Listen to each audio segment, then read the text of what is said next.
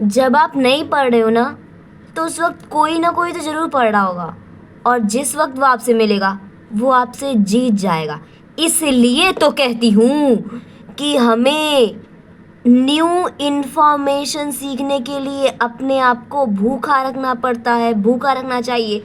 कोई भी नई इन्फॉर्मेशन मिले तुरंत उसे ले लो, तुरंत उसे सीख लो और एग्ज़ाम में टॉप कर आओ। तो वही हम लोग आज बात कर रहे हैं, एक बहुत ही इंटरेस्टिंग, जिसे बच्चे समझने में बहुत टाइम लगा देते हैं, और ये हमारे पास है NH3 और NF3। हमसे इन दोनों में से पूछा जाता है किसका द्विध्रुव आघूर्ण ज़्यादा है। हिंदी इंग्लिश में बोलूँ तो किसका डाइपोल मूवमेंट ज़्यादा है। डाइपोल मूवमेंट को शॉर्ट फॉर्म में मैं DM से लिखा रही हूँ, डाइपोल मूवमेंट, जिसे हिंदी में बोलते हैं द्विध्रुव आघूर्ण, जिसे हिंदी में क्या बोलते हैं, द्विध्रुव आघूर्ण बोलते हैं, द्विध्रुव आघूर्ण।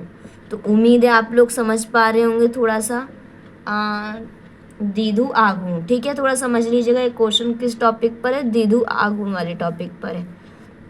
NH3 का द्विध्रुव आघूर्ण ज़्यादा होता है या NF3 का? इसमें बच्चे बहुत कंफ्यूज होते हैं। बस ये वीडियो देख लेना, उसके बाद अब मुझे नहीं लगता कि आप लोग फिर इसमें कंफ्यूज होंगे। तो ज़रा एक बार देखिए तो सही। पहले मुझे बताइए, फ्लोरीन, ऑक्सीजन, नाइट्रोजन, इनमें से सर्वाधिक ऋण विद्युता किसकी होती है? तो आप लोग बोलोगे फ्लोरीन की। नहीं पता तो तुरंत लिख लो फोन। फोन करो किसको? सल्फर को। तो सबसे ज़्यादा पूरी आवर्त सारणी में सर्वाधिक ऋण विद्युतीय जो होता है, इलसे मतलब कि इलेक्ट्रोनिगेटिविटी जो एलिमेंट है वो फ्लोरीन है, यानी सर्वाधिक ऋण विद्युतीय जो तत्व है फ्लोरीन है।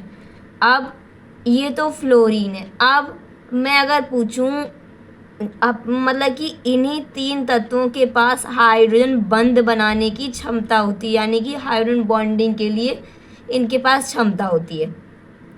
इनमें जो सर्वाधिक ऋण विद्युतीय तत्व है वो फ्लोरीन है। तो फ्लोरीन जो है सबसे ज़्यादा हाइड्रोजन बॉन्डिंग बनाता है। इतना हम लोग पहले से जानते होंगे। बाकी हमारा टॉपिक तो कुछ और है। NF3 और NH3 में से कोई किसका द्विध्रुव आघूर्ण ज़्यादा है? अगर आप एम्स, नर्सिंग, नीट और PNHT, क्यूट, RUHS इन सब एग्जामों की तैयारी कर रहे हैं तो इस क्वेश्चन को तो बिल्कुल भी स्किप मत करिए। इस पर 5 स्टार तो जरूर लगा लीजिए भाई साहब पहले ही। अगर वीडियो अच्छी लगे तो वीडियो को लाइक, और जिनको ज़रूरत है इस वीडियो की उनको शेयर भी कीजिए। तो पहले हम लोग बात करें DM यानी द्विध्रुव आघूर्ण की। NH3 का ज़्यादा होता है या NH3 का? तो इसे हम लोग इसका स्ट्रक्चर बनाएंगे। आप लोग बोलोगे मैम किसका स्ट्रक्चर बनाए? बस मैं समझाने के लिए बता रही हूँ, फिर उसके बाद तो आप इसे हल कर लोगे। नाइट्रोजन की संयोजकता 5 होती है, ये हमको पता होना चाहिए। नहीं भी पता तो याद रखो कि नाइट्रोजन जो है 15वें ग्रुप में आता है, तो इसके लास्ट में 5 आता है, तो इसलिए इसकी संयोजकता कितनी होती है? 5 होती है। तो जो नाइट्रोजन है इसकी संयोजकता 5 होती है। अब यहाँ पे 3 फ्लोरीन है तो 3 फ्लोरीन बना दिया, और 2 इसकी संयोजकता बचे तो 2 हमने लोन पेयर बना दी, राइट। अब हम लोग जानते हैं द्विध्रुव आघूर्ण में तीर का निशान उस तरफ होता है जिस तरफ ज़्यादा ऋण विद्युतीय तत्व होता है। देखो पहली बात, जब भी हमको फोन दिख जाए तो ये ज़्यादा ऋण विद्युतीय होते हैं, फ्लोरीन सर्वाधिक ज़्यादा ऋण विद्युतीय होता है। और अगर मेरे पास लोन पेयर दिख जाए तो लोन पेयर भी सर्वाधिक ऋण विद्युतीय होता है। तो इसमें जो तीर का निशान है इस तरफ जाएगा फ्लोरीन की तरफ, इसमें नाइट्रोजन से फ्लोरीन की तरफ, इसमें नाइट्रोजन से फ्लोरीन की। आप लोग बोलोगे फ्लोरीन की तरफ क्यों है? क्योंकि फ्लोरीन ज़्यादा इलेक्ट्रोनिगेटिविटी है। अब आप मैं बोलूँ लोन पेयर, तो लोन पेयर फ्लोरीन से भी ज़्यादा है, इसलिए लोन पेयर तो बहुत ज़्यादा इलेक्ट्रोनिगेटिविटी होता है। अगर इन तत्वों में आए लोन पेयर तो लोन पेयर अपना अलग चला जाएगा। तो इसमें तीर की दिशा जो है वो फैली फैली है।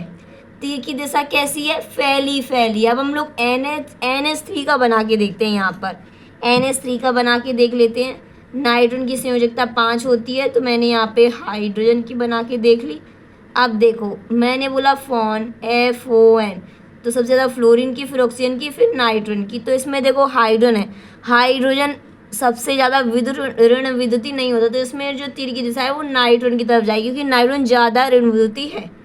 इसमें भी हाइड्रोजन, इसमें भी नाइट्रोजन की तरफ जाएगी। ये तीनों नाइट्रोजन की तरफ जा रहे हैं।